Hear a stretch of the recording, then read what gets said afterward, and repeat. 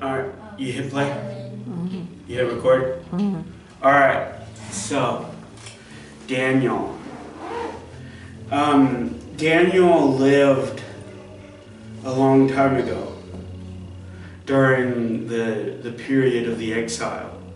He when the Jews were kicked out of Israel, Nebuchadnezzar took them in slavery to Babylon.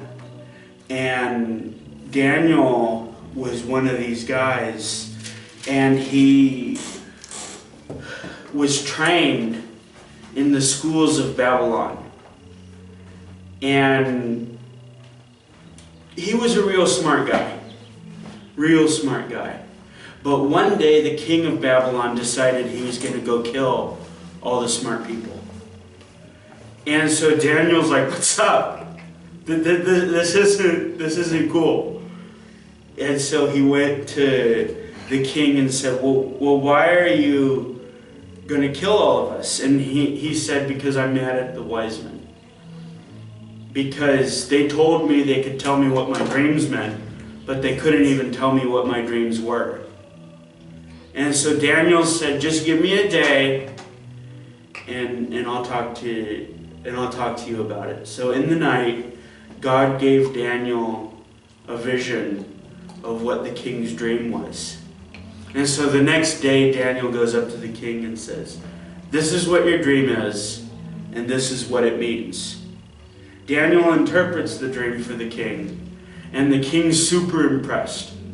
And he's like, wow, you knew what my dream was, and now you know what it means. So Daniel is on the king's good list. But Daniel's friends, Shadrach, Meshach, and Abednego, they quickly find a way to anger the king, because the king sets up this big idol. And he says to everybody, let's worship this idol. Oh, and by the way, the idol looks like me. So King Nebuchadnezzar made a big gold statue that looked just like him. And said, everybody, let's worship this statue of me. And everybody's like, okay, because they didn't want to die. Because if you don't worship the statue, then you're going to die. So the king says, Shadrach, Meshach, and Abednego, why aren't you worshiping me? Why aren't you worshiping my statue? And they're like, well, we can only worship God. We're only supposed to worship God. We're not supposed to worship man. We're not supposed to worship an image of man. We just worship God. And so Nebuchadnezzar's like, he gets like very mad. And he goes, all right, I'm going to put you into the furnace. And he makes the furnace so hot that the soldiers who take Shadrach, Meshach, and Abednego to the furnace, the soldiers die. Because the furnace is so hot. So Nebuchadnezzar is just enjoying the fire, just watching it, but there are 4 people in the fire. He's like, dude, we only put 3 people in the fire, and one of them looks like the Son of God. And then he takes them out. He says, guys, come out of the fire. And they come out of the fire, and they're like, what's up? And Nebuchadnezzar's like, you don't even smell like smoke. And they're like, of course not. God saved us. But before they went into the fire, they were like, God can save us from this. But even if he doesn't. So they didn't even know that God was going to save them, but they knew that God had the power to save them if he wanted to. So Nebuchadnezzar's like, whoa, you guys are pretty cool. So then Nebuchadnezzar's like, this is pretty cool. I got really cool guys. I got a really cool kingdom. I'm a pretty cool dude. And then God sends him a dream. And in this dream, he realizes that he's going to lose everything if he doesn't realize that God gave him everything.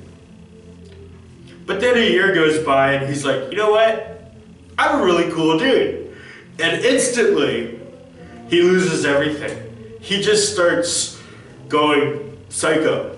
And Nebuchadnezzar, he's out in the woods, and he's like, and he's got like this big old beard, and he's like spitting all over the place.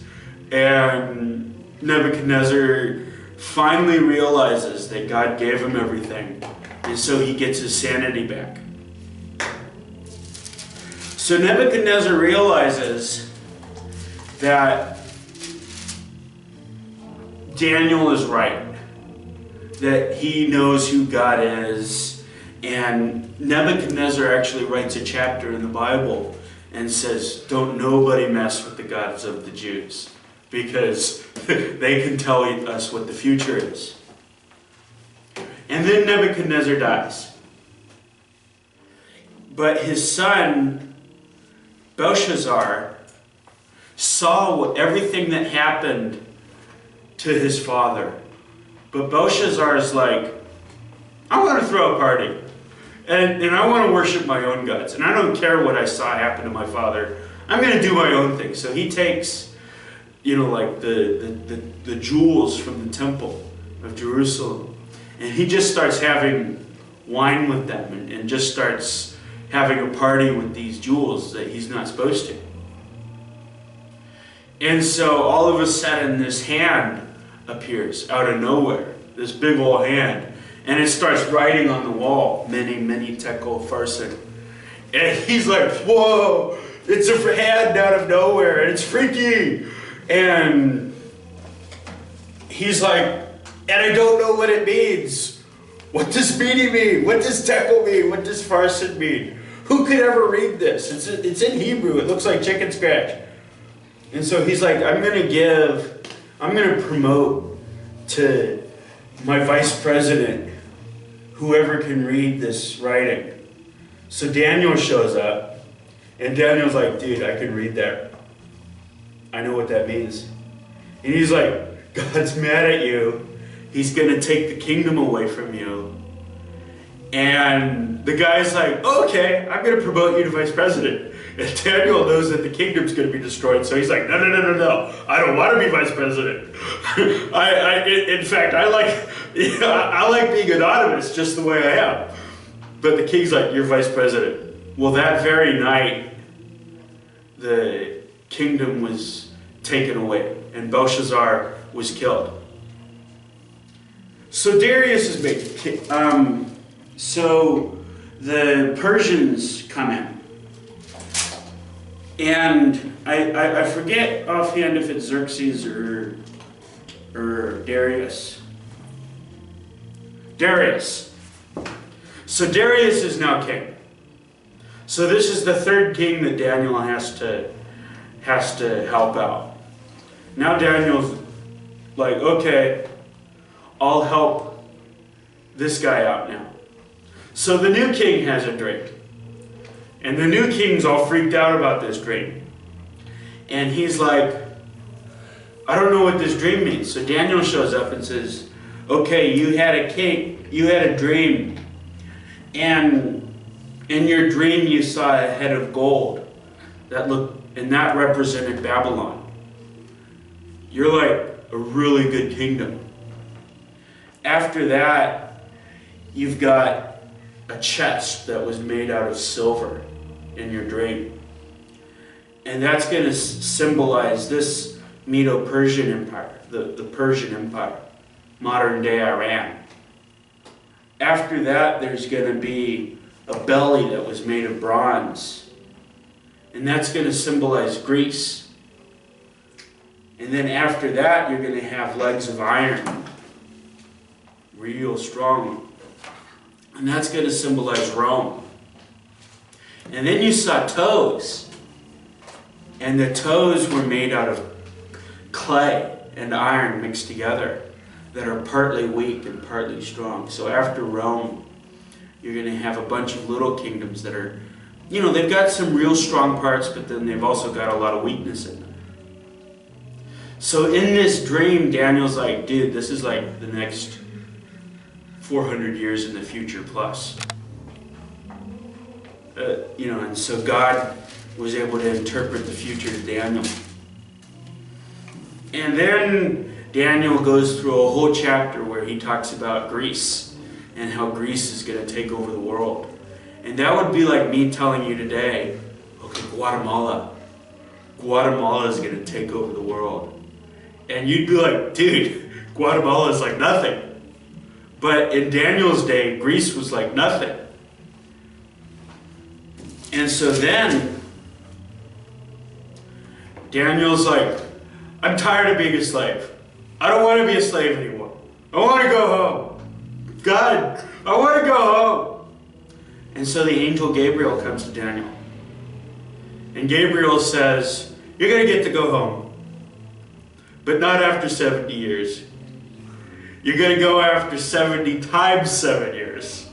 And then Jesus is going to come. And he's going to save our people from our sins. He's going to bring in everlasting righteousness. And Daniel's like, okay, that's great, but I want to go home.